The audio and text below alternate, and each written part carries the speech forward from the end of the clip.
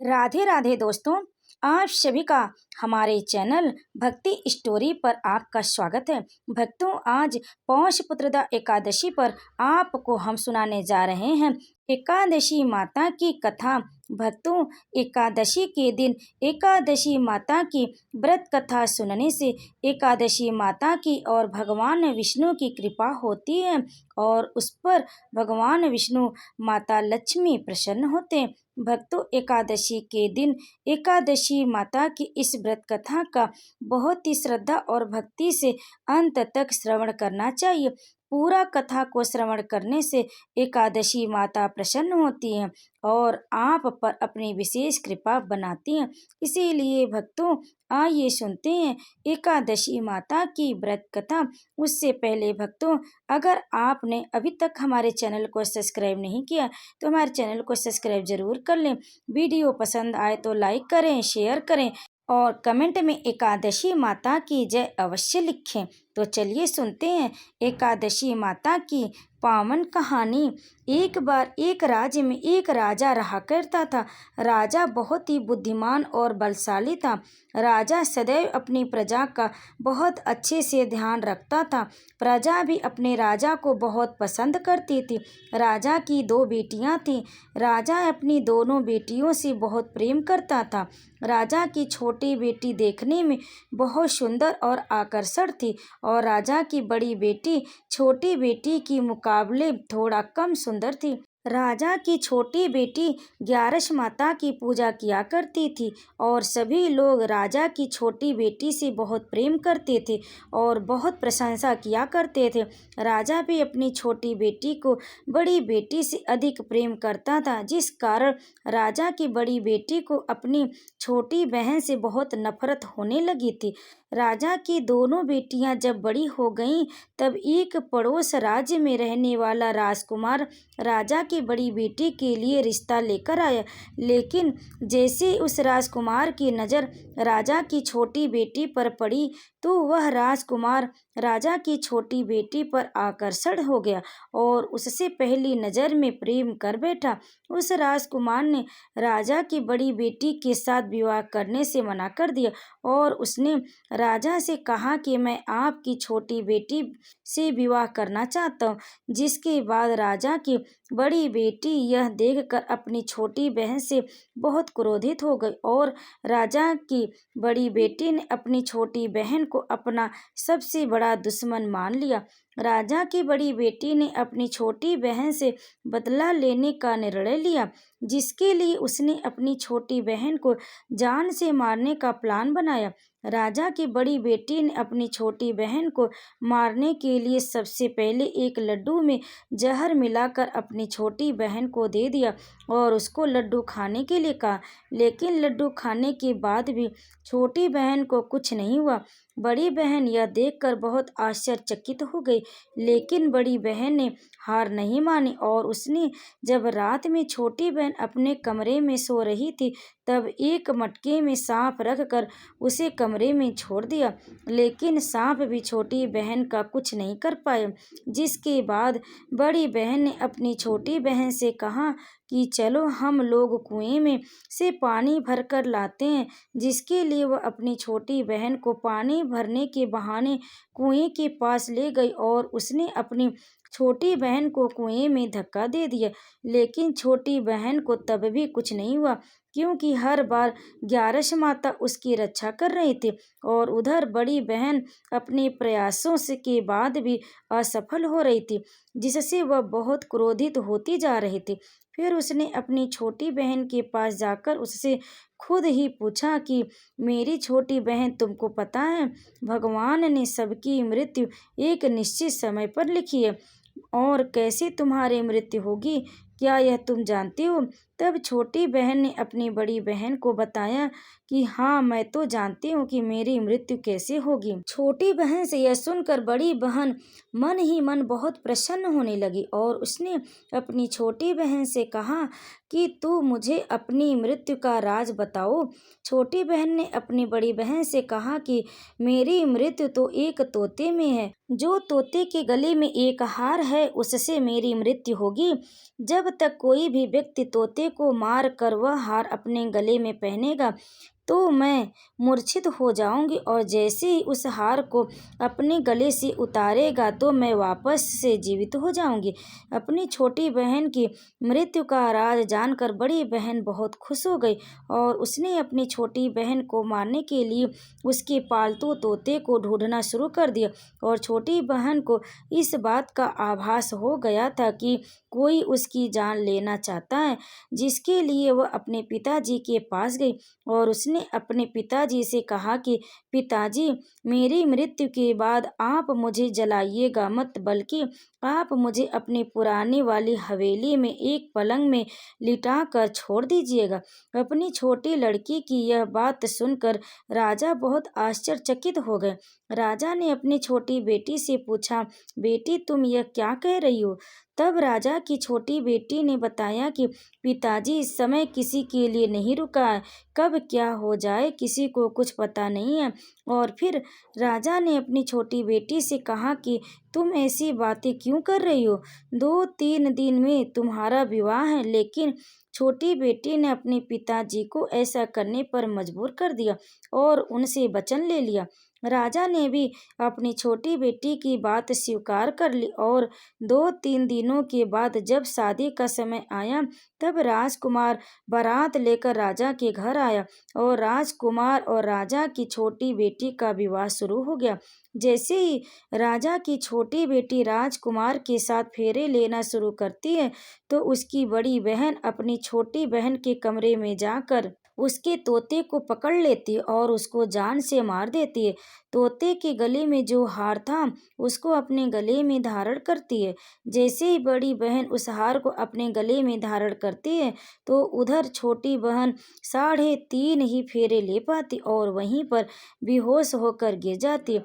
जिसके बाद राजा ने बड़े बड़े दर्द हकीमों को बुलाया और अपनी छोटी बेटी का इलाज करने के लिए कहा।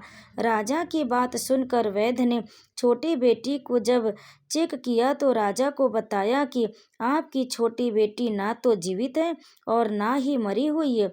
यह मैं ऐसा पहली बार देख रहा हूँ। राजा ने वैद्य और हकीम को यह बात बाहर बताने से मना कर दिया और उनको कहा कि अगर तुमने यह बात किसी को बाहर बताई तो हम तुम्हें फांसी दे देंगे। राजा ने अपनी छोटी बेटी को पुराने महल में जाकर एक पलंग में लिटा दिया और वहां पर कुछ सैनिक को तैनात कर दिया। वापस अपने महल पर आ गया। राजा की बड़ी बेटी अपने पिताजी के पास आया और कहने लगा कि पिताजी, अगर यह शादी संपन्न नहीं हुई तो आपकी इज्जत का क्या होगा? आप कहें तो मैं आपकी इज्जत बचाने के लिए राजकुमार से शादी करने के लिए तैयार हूँ। जिसके बाद राजा ने अपनी बड़ी बेटी की बात मान ली और राजा ने बड़ी बेटी को छोटी बेटी के कपड़े पहनाकर मंडप पर भेज दिया। लेकिन राजकुमार यह जान गया कि यह राजा की छोटी बेटी नहीं है, बल्कि यह राजा की बड़ी बेटी है।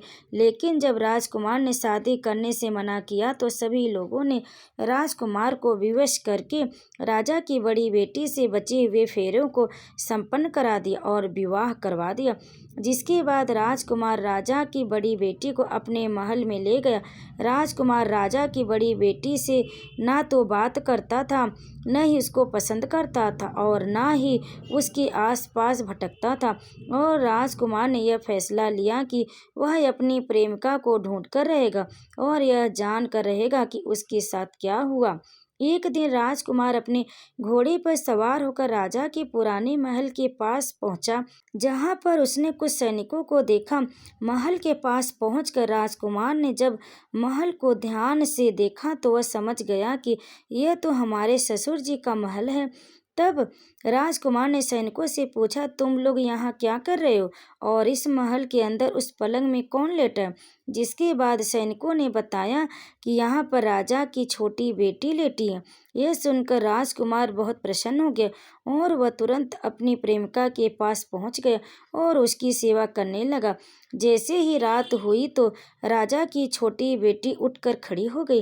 राजकुमार यह देखकर बहुत खुश हो गया और उसने अपनी प्रेमिका से पूछा कि तुम यहाँ क्या कर रहे हो? तुम मेरे साथ मेरे घर चलो। राजा की छोटी बेटी ने राजकुमार को सारी बातें बता दी कि मेरी जान एक तोते में बसी थी और मैंने यह बात सिर्फ अपनी बड़ी बहन को ही बताया था और मुझे पता है कि उसने ही मुझे मारने का प्रयास किया। उसके पास एक हार है जिसको वह सुबह पहन लेती है और रात को उतार देती है। जब तक वह हार को पहन लेती है तब तक मैं मूर्छित रहती हूँ और जैसे ही वह हार को उतार देती है तो मैं जीवित हो जाती हूँ और जब तक मेरी बड़ी बहन के पास वह हार है तब तक मैं ऐसे ही जीवित और मूर्छित होती रहूँगी। अगर मेरी बड़ी बहन के पास जो हार है वह मेरे हाथ लग जाए तो मैं हमेशा के लिए जीवित हो जाऊंगी। राजकुमार यह बात सुनकर राजा की छोटी बेटी के पास रहने का निर्णय ले लिया और उसने अपने बचे हुए सारे फेरे उस पलंग में लेटी राजकुमारी की छोटी बेटी के साथ लिए और अपना विवाह पूर्ण कर लिया और वहीं पर रहने लगा। देखते ही देखते कुछ समय में राजा की छोटी बेटी और राजकुमार की पत्नी पेट से हो गई।